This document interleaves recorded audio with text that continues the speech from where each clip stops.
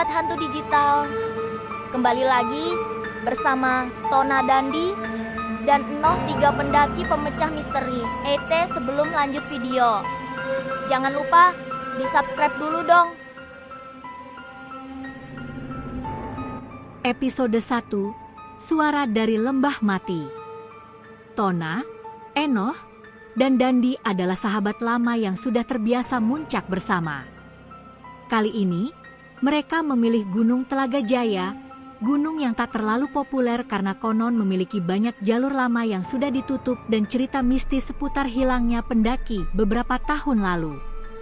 Tona, yang paling serius soal persiapan, membagikan peta jalur pendakian alternatif kedua temannya saat mereka bersiap di base camp kecil di kaki gunung. Ini jalur lama, tapi lebih cepat.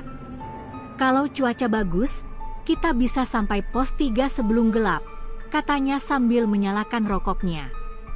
Enoh, si paling santai, cuma nyengir. Yang penting bisa selfie di puncak.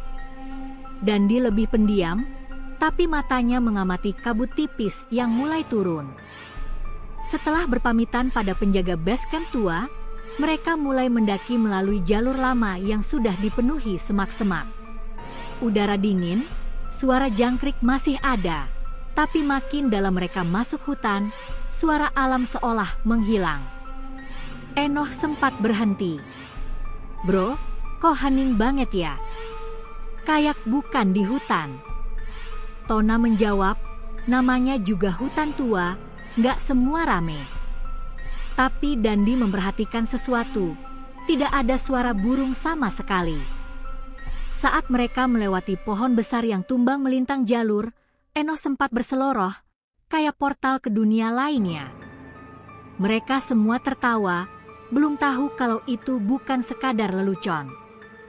Saat matahari mulai condong, mereka tiba di pos 1, sebuah lapangan kecil dengan bangku kayu lapuk dan bekas pondok pandu yang hampir runtuh. Di situ, mereka mencium aroma aneh, perpaduan bunga bangkai dan daging busuk. "Lu nyium gak?" tanya Tona. Enoh mengangguk. "Kuat banget baunya." Tona memeriksa sekitar, tapi tidak menemukan bangkai atau bunga. Dandi hanya berdiri diam memandang ke arah semak di sebelah timur, matanya tajam. "Ada yang ngintip," katanya pelan. Tona menoleh, tapi tidak melihat apa-apa. Mereka memutuskan untuk cepat-cepat melanjutkan perjalanan. Jalur mulai menurun ke lembah kecil, tempat sungai kering membelah hutan. Kabut mulai turun dari arah atas, membuat jarak pandang makin terbatas. Tiba-tiba, terdengar suara rintihan pelan. Bukan hewan.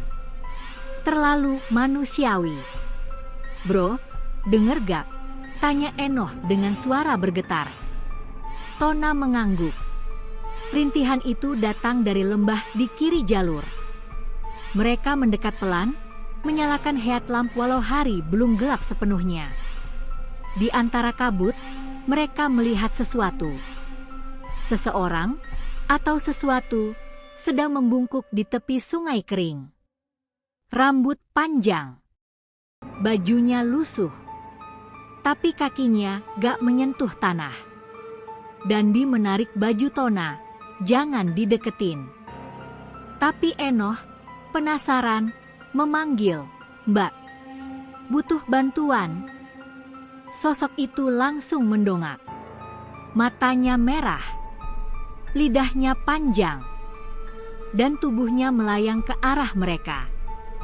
Ketiganya langsung lari tanpa menoleh, menyusuri jalur mendaki kembali ke arah pos 2. Nafas memburu, kepala pening.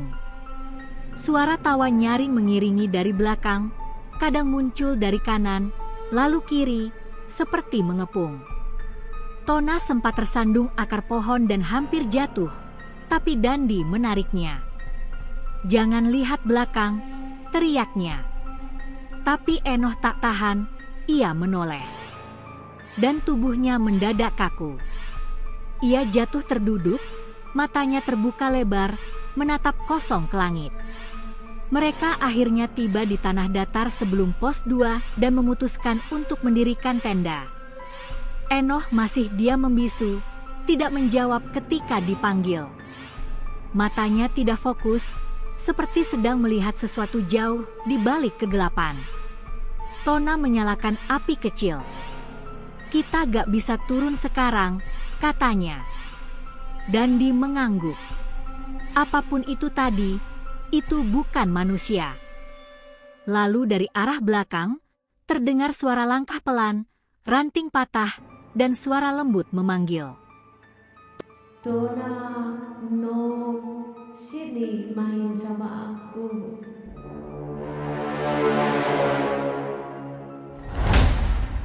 Bagaimanakah kelanjutan cerita tersebut? Mereka apakah selamat? Saksikan di video part 2.